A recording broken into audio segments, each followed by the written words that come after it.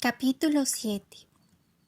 En anterior correspondencia encuentran nuestros lectores dos personajes que les son desconocidos, Roberto Delgado y Elena Escoto.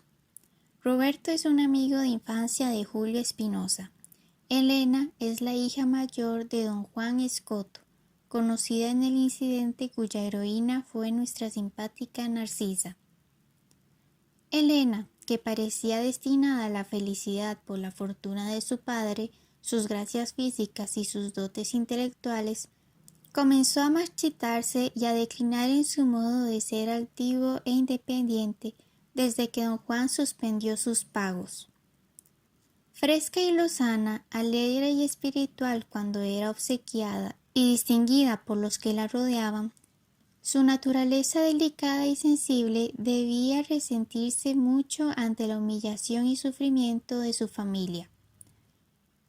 Irritada su sangre noble y generosa ante una sociedad metalizada y de un realismo exagerado, no aceptó ni se resignó sin lucha dolorosa a la humilde situación que el destino la deparaba. La miseria no la ofendía por las privaciones materiales que son su inmediato resultado, sino por las consecuencias que ella trae a sus víctimas, sujetándolas a despreciables traficantes de la desgracia y de la adversa fortuna. El desencanto de la vida y la falta de fe en las personas y las cosas trae siempre consigo el desequilibrio físico, el malestar y las enfermedades del cuerpo y del alma. Elena, el perfecto tipo del sexo bello, débil, indefenso y confiado, tenía plena fe en las prerrogativas de la debilidad de la belleza y de la virtud. Jamás se le ocurrió que la pobreza expusiera a otras pretensiones que a las de gentes iguales en educación y posición social a la suya. Roberto Delgado, joven decente, bien educado y muy trabajador, había merecido la atención de Elena, después de mucho tiempo de un cortejo delicado y discreto por parte de aquel. Nada parecía, pues, oponerse a ese tranquilo amor cuyo fin debía ser una unión legítima. Pero la amistad con Julio Espinosa lo obligó a tratar, aunque con repugnancia, a un joven despreciable y peligroso por su ligera lengua, Andrés Cordón, especie de anfibio con figura de varón, hábitos afeminados y costumbres de gañán. Andrés colocaba su orgullo en que se le viera en compañía con lo mejor de la sociedad, lo cual nada de malo tenía si no fuera que, no pudiendo alternar con los jóvenes que sobresalían por su talento o por su posición especial, acudía a medios de dudosa moralidad para hacerse notable. Si en una casa respetable oía hacer grandes elogios de una persona, Andrés, en su deseo de que lo tuvieran por íntimo amigo del nombrado, inventaba cualquier historia que ponía en boca de su amigo sin calcular jamás las consecuencias que aquello pudiera tener. Así fue como logró malquistar a Delgado con la familia de Escoto. Don Juan se complacía una tarde en detallar las brillantes y cualidades de Roberto. Andrés creyó que se engrandecía y levantaba afirmando que era amigo íntimo de tan excelente sujeto. Y para probarlo se le antojó relatar una conversación que había tenido con Delgado, ignorando las relaciones que existían entre él y Elena. ¿Y qué dice Roberto?, preguntó don Juan. Roberto, que todo me lo consulta y confía, me dijo que si no se casaba con Delfina Rosales prefería quedarse soltero. Esta falsedad produjo en la honrada familia el efecto de una centella. Elena quedó anonadada. Don Juan no dijo una palabra más, pero se podía notar en sus ojos el sombrío furor que lo devoraba. La madre bajó la vista y lloró silenciosamente. Solo Andrés continuaba escarbando la herida con la tranquilidad y desenfado del bruto inconsciente. Su inteligencia no era bastante clara para hacerlo caer en cuenta del mal que había causado. Para sellar su tontera supina, concluyó con una estrepitosa carcajada y se despidió con la vulgar frase: que se diviertan y buenas noches. La primera vez que se presentó Delgado a la familia, notó una reserva extraña y reticencias incomprensibles, mas estaba a 1000 leguas de adivinar el motivo. Pensó que alguno de los frecuentes sinsabores, nacidos de las penosas circunstancias que los rodeaban, producía el malestar de Elena y de sus padres. Se retiró temprano. En la visita siguiente, Elena no salió al salón, pretextando enfermedad. En ese estado estaban las cosas cuando ocurrió la fiesta de los Rosales a que no asistió la familia Scott. Ya hemos visto a lo que atribuyó Spinoza la ausencia de Elena, mas la verdadera causa la conoce el lector.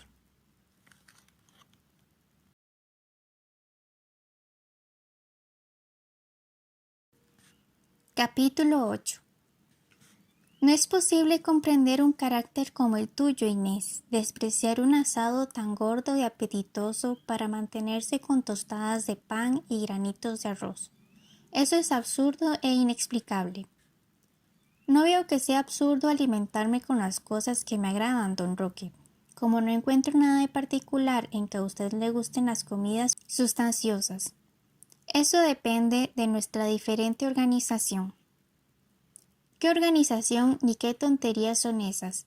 También dirás que no sientes celos porque así estás organizada y sin embargo los celos son una cosa natural en las mujeres y a veces en los hombres. No conozco ni comprendo los celos, don Roque, porque ellos son consecuencias las más veces del amor propio ofendido y yo no me creo ofendida porque otras mujeres le llamen a usted la atención. Si al contrario son ellas las que se fijan y lo distinguen a usted, lejos de mortificarme, me envanezco de tener por esposo a un hombre que guste, si es posible, a todas las mujeres. Nada de eso, no señora, me engañas o te engañas tú misma. No sientes celos porque nunca has sentido amor por mí. Si me quisieras, te sería muy duro que a mí me gustara otra mujer. No soy tan tonto para no comprender mi situación. Por mi parte no puedo negar que las atenciones que te dirige ese animal del polonés llamado Rakowski o cosa parecida me irritan o encolerizan. Es cierto, pero no son los celos los que producen esa irritación y esa cólera. El orgullo y la vanidad heridos son el móvil de sus molestias con un hombre que jamás me ha mirado siquiera. Usted se molesta con el señor Rakowski porque supone que el público nota esas atenciones y se figura que usted es un marido burlado. Mas en todo esto no hay amor. Si tal lo hubiera, los celos de usted probarían poca estimación y poca confianza en los principios con los que he sido educada. Como se ve de la conversación anterior, doña Inés daba a su esposo el tratamiento frío y respetuoso de usted, que es mal síntoma por lo general. Don Roque usaba del vos, provincialismo que equivale a tú, pues en este país solo se tutean las personas cuyas relaciones íntimas tienen por origen el amor, la amistad o el parentesco muy cercano. Y como mi objeto al escribir esta historia no es otro que el de dar a conocer nuestras peculiares costumbres y modos de ser, haré uso de esa antigramatical manera de hablar, por más que ella sea nueva y desagradable para oídos extranjeros. Al concluir doña Inés su última observación con respecto a los celos, el criado anunció a sus amos algunas visitas que esperaban en el salón. Don Roque saludó afectuosamente a los jóvenes Julio Espinosa y Roberto Delgado, y volvió a donde su mujer nombrándole las visitas. Doña Inés, que ya venía para el salón, al oír el nombre de Julio, en vez de continuar, regresó a su cuarto instantáneamente, y sin darse cuenta de sus pasos, se acercó a un espejo delante del cual se arregló el peinado, se alisó las cejas y tomó su abanico. Cuando llegó a la sala de recibo, encontró a don Roque dando sacudidas de manos a ambos jóvenes. Doña Inés saludó con despejo y naturalidad. Espinosa no pudo articular palabra alguna, limitándose a una respetuosa cortesía, después de la cual habló de todo, principalmente de la lluvia, del tiempo y de la luz eléctrica que esa noche estaba ausente. Delgado, que conocía el secreto del mutismo de su amigo, procuró distraerlos a todos con sus picantes y oportunas frases. dirigiendo de vez en cuando una expresiva mirada a su amigo para recordarle su posición. Por lo que hace a don Roque tan susceptible cuando se trata del señor Rakowski, no se le pasaba por las mientes que el verdadero, el terrible rival y enemigo de su quietud, lo tenía tan cerca y tan amenazante. Pobre don Roque, a Julio, que era el preferido, no perdía ocasión de traerlo a su casa, de acercarlo a doña Inés y aún de obligarla a salir de paseo y al teatro en su compañía. La conducta de don Roque era tan natural y de tal modo se ajustaba a lo que habitualmente sucede en casos semejantes, que casi no nos atrevemos a burlarnos de su buen carácter. A las 9 de la noche el criado anunció a doña Elvira Rioseco, su hija Delfina, don Andrés Cordón y don Lorenzo Rakowski. Don Roque cometió la grosera imprudencia de no dar la mano al último, pero éste no se dio por entendido y tomó posesión de una butaca junto a doña Inés. Una estrepitosa carcajada de Andrés sin motivo alguno puso de buen humor a la concurrencia. Rakowski, serio y grave, preguntó al joven Cordón: ¿por qué usted reírse solo? La contestación fue una nueva carcajada acompañada de manoteos y golpecitos en el hombro de Rakowski. Este tomó la mano de Andrés diciéndole: usted no tener el derecho a tocar mí. Eso solo hacerlo los amigos y usted no tener ese honor. Mientras unos celebraban la elección recibida por Andrés y otros reprochaban la dureza de Rakowski, se cruzaban en el salón tres corrientes eléctricas tan potentes que, haber sido ofensivas, habrían destruido y aniquilado el edificio y a sus habitantes. Una partía de los ojos de Julio y terminaba en la dulce figura de doña Inés. Otra salía del alma de Delfina dirigiéndose a Julio, y la tercera, menos persistente que las anteriores, pero más cargada de tempestades, venía de Rakowski y moría en derredor de Delfina. He aquí el cuadro que con más frecuencia nos presenta la sociedad. El amor naciendo donde no se le espera, caminando para donde nadie lo sigue, inflamándose sin motivo y desapareciendo cuando está más robusto. Se dice que el amor atrae el amor. Nada de eso. El amor ve menos que los ciegos, oye menos que los sordos y disparata más que los dementes. El amor es cometa cuyo origen, derrotero y velocidad son desconocidos. Delfina notó por primera vez la pasión que consumía a Julio, y para su mayor tormento le fue preciso convenir en que doña Inés era digna de tal fuego. Como ella no podía figurarse que hubiera mujer que desdeñara los obsequios de Julio, no dudó ni un instante que doña Inés correspondiera a tan natural afección. Respecto a don Roque nos preguntaremos, ¿por qué no se fijaba en la conducta de Julio respecto de doña Inés? Y si era atraído por la más pequeña muestra de cortesía de Rakowski y para su señora.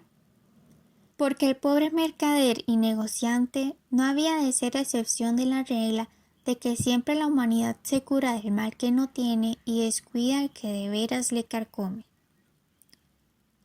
Rakowski comprendía que algo extraordinario pasaba en aquella reunión, al parecer tan apacible. Para dar un poco de animación a los concurrentes, suplicó a Piccolina que cantara alguna romanza. Delfina no se hizo rogar, pero manifestó que no podía acompañarse de ella misma sin papel. El polaco le suplicó que recordara alguna canción nacional. Luego, dirigiéndose a Julio, le rogó que acompañara a la Piccolina.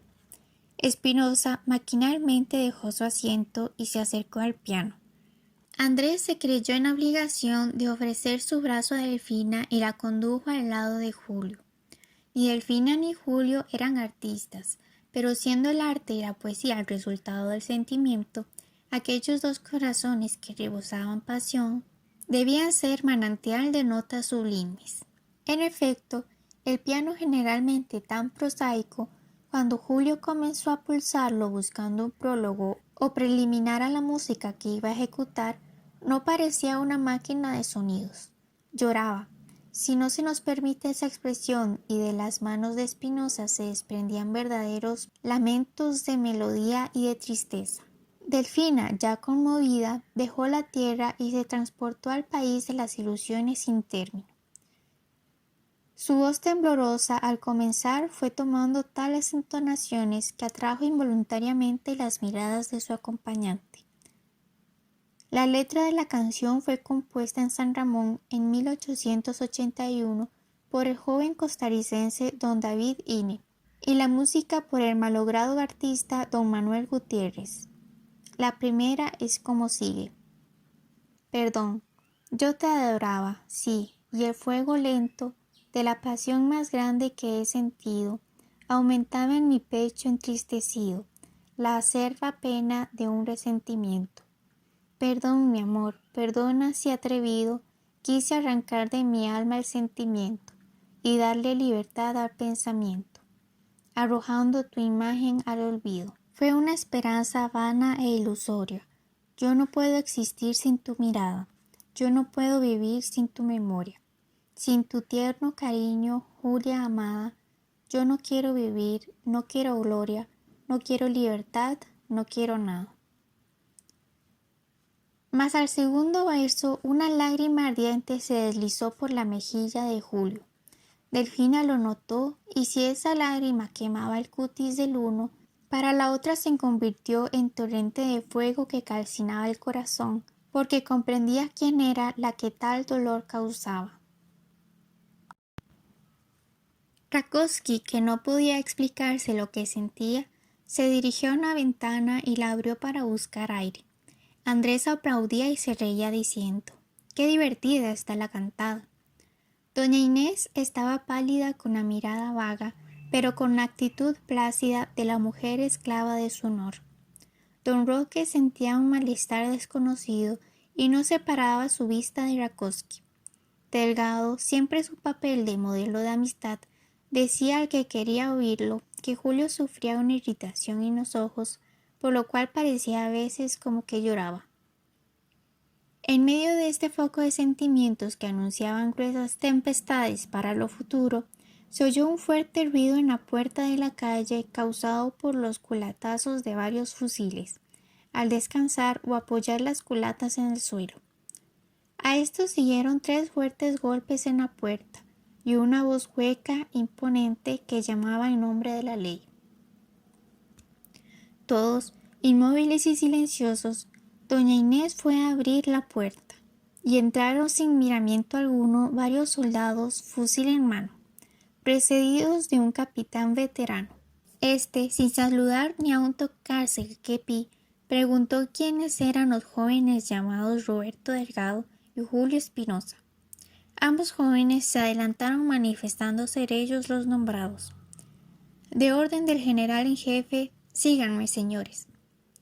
Rakowski preguntó qué clase de autoridad era la que daba tales órdenes brutales, y el oficial, encarándosele, le dijo que nada le importaban semejantes asuntos.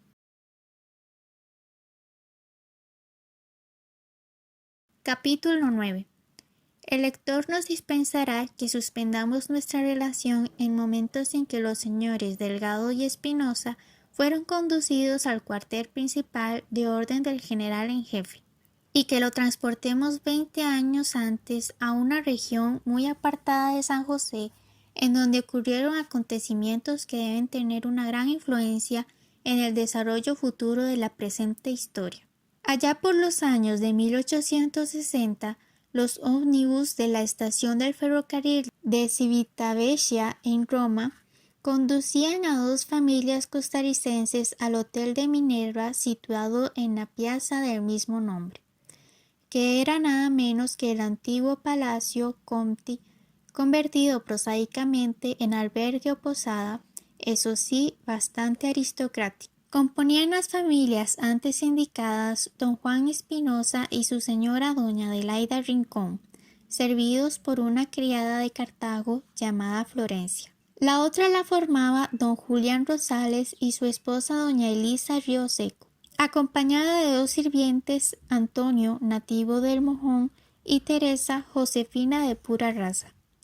Ambos matrimonios completaban la luna de miel con un viaje de placer a Francia e Italia. Iban en estado interesante las 2 señoras. casadas con solo 3 meses de diferencia. Ambas muy ricas, la primera lo era por sí como heredera de un opulento español que murió en Honduras, y la segunda gozaba de los bienes de fortuna de su marido, comerciante y minero afortunado.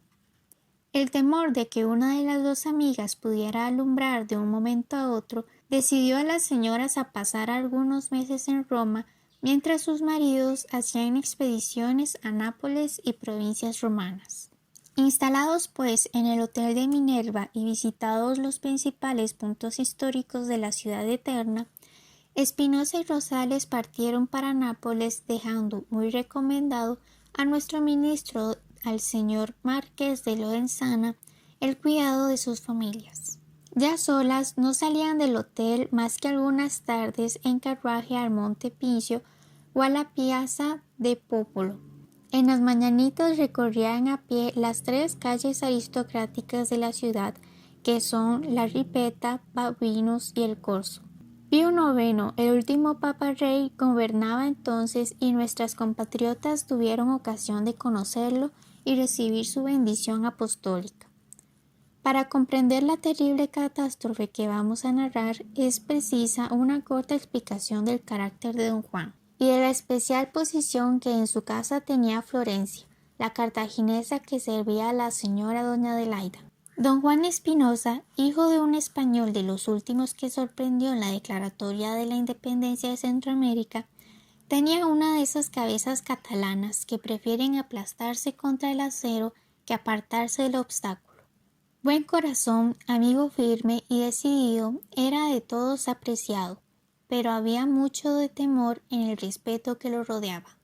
Florencia, acostumbrada a ver realizadas todas las amenazas que le había oído a su patrón, tenía por él una completa adhesión, mezclada de temor inexplicable respecto de ella, a quien siempre trató con gran benevolencia. Al salir para Nápoles, Espinosa insistió encargándole sumo cuidado con su señora. «Con tu cabeza me respondes de la vida de doña Adelaida», le dijo, quizá en chanza, pero Florencia no lo entendió así. El 12 de noviembre de 1860, la dichosa señora de Espinosa dio a luz un hermoso niño. Fue atendida por uno de los mejores médicos de Roma y rodeada de los cuidados de su amiga doña Elisa y de las 2 criadas Florencia y Teresa. La siguiente noche, a horas en que descansaban en sus respectivos cuartos ambas familias, Florencia se despertó a impulso de un malestar físico producido por el humo que penetraba de la pieza. Abrió la ventana y nada de particular observó del lado de la plaza, por lo que volvió a cerrarla, y quiso continuar su sueño interrumpido, mas el humo entraba ya en cantidad bastante para notarlo aún a simple vista. En esto empezó a oír los primeros gritos, alarmas y ruidos en los pisos bajos. Comprendió que el hotel estaba incendiándose y despertó a la señora. La impresión de ésta fue tan grande al ver el reflejo de las primeras llamas y el alboroto del incendio que perdió totalmente el sentido. Los pasajeros que aún podían llegar a la gran escala de piedra lograron salvarse, pero los que estaban del lado norte, que tenían que atravesar un largo corredor para llegar a las escaleras de servicio y todo el hotel para acercarse a la grande, en su mayor parte fueron víctimas del fuego. Los bomberos hicieron prodigios de valor, pero a las 6 de la mañana del día siguiente que se dominó el incendio, faltaban 7 personas, de las que habitaban el famoso hotel. Entre ellas no apareció el niño nacido de la víspera, esto es, el pequeñuelo que había dado a luz doña Adelaida de Espinosa. En cambio, había nacido en medio de la catástrofe un precioso niño que después se llamó Julio y que fue sacado del hotel por la criada Florencia, salvándole la vida al niño de sus patrones a costa de 2 terribles quemaduras, una en la mano y otra en el hombro. Ambas señoras de Rosales y de Espinosa fueron conducidas a una casa particular en donde se alojaban personas recomendadas. Las 2 amigas se encontraban en un estado deplorable, principalmente doña Elisa, que no podía consolarse de la pérdida de su hijo, a quien no conoció siquiera. Entre los muertos se encontró un cadáver calcinado en las ruinas de la parte quemada. era el de Andrés el Mojoneño. Los señores Espinosa y Rosales retornaron 3 días después de Nápoles, el segundo inconsolable y afligido por la pérdida de su hijo y el peligro en que aún estaba su esposa, y el primero lleno de gratitud por la acción heroica de Florencia, a quien no sabía cómo premiar tanta adhesión y valor. El restablecimiento de doña Elisa fue largo y penoso, y apenas estuvo en condición de poder embarcarse. Volvieron ambas familias a San José. Y aunque más tarde repusieron la pérdida del niño quemado en Roma con una niña, Delfina, doña Elisa maldice su estada en la capital de la cristiandad y no se perdona el haber emprendido un viaje en las circunstancias en que lo hizo. Nuestros lectores conocen ya el dichoso bambino salvado por Florencia, que no es otro que el arrogante señor Julio Espinosa, hoy por hoy preso y encerrado en una de las piezas del cuartel principal que dan a la calle de la Catedral.